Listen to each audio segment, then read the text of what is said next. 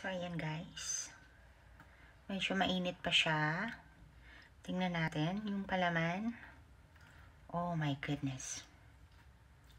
Look at that. Ang soft. Ang lambot ng bukayo. Ayan o. So guys, nagbe-bake ako ng pandikoko. Hindi ko na na-video yung pagmasa ko ng dough. Hindi ko na na-video or na-film yung pag-mix ko ng mga ingredients. Kasi for sure, alam nyo naman na. So, yun lang.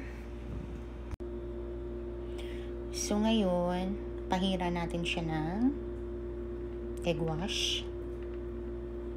Egg yolk ito guys na hinalo ko sa milk.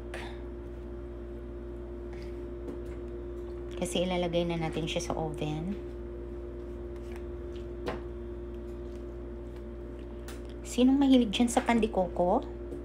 Ako, paborito ko to nung nasa Pinas pa ako. Ito yung lagi kong binibili sa mga bakery. Yung mga nasa kanto na bakery. Sarap kaya, di ba? Sarap siyang pang merienda or pang pares sa kape.